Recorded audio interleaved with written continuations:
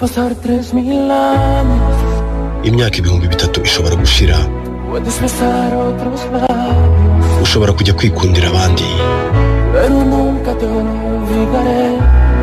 Ariko sinzigera nkwibagirwa.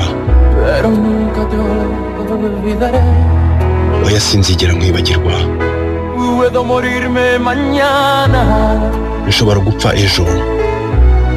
Puede secarse mi alma. Roho yanjye ishobora kumagara. Pero nunca te olvidaré. Ariko sinzigera nkwibagirwa. Pero nunca te olvidaré. Oya sinzigera nkwibagirwa. Pueden borrar mi memoria. Bashobora guhanagura ibitekerezo byanjye. Pueden robarme tu historia. Bashobora kunyiba amateka yawe. Pero nunca te olvidaré. Ariko sinzigera nkwibagirwa.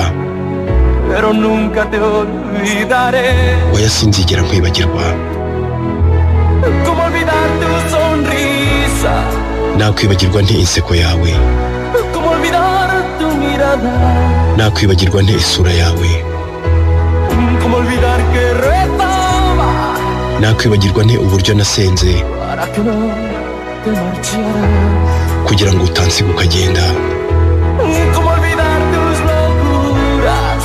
Nakwibagirwa nte uburyo wansetsaga. ¿Cómo olvidar que volabas? Nakwibagirwa nte ko wafashe indege ukigendera. ¿Cómo olvidar que aún te quiero? Nakwibagirwa nte ko nkigukunda Más que a vivir, kurusha ubuzima, más que a nada.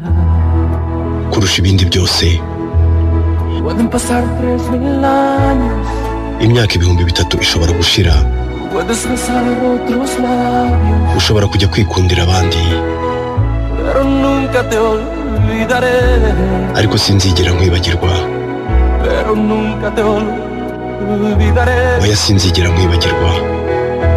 Puedes echarme de tu vida. Ushobora kunyirukana mu buzima bwawe. Puedes negar que me querías. Ushobora guhakana ko wigeze kunkunda. Pero nunca te olvidaré. Ariko sineze kukwibagirwa. Sabes que nunca te olvidaré. Urabizi ko nateze kukwibagirwa. ¿Cómo olvidar tu sonrisa? Nakwibagirwa nte inseko yawe. ¿Cómo olvidar tu mirada? Nakwibagirwa nte isura yawe. ¿Cómo olvidar que rezaba? Nakwibagirwa nte ko nasenze Para que no te marcharas. kugira ngo utansiga ukagenda. ¿Cómo olvidar tus locuras?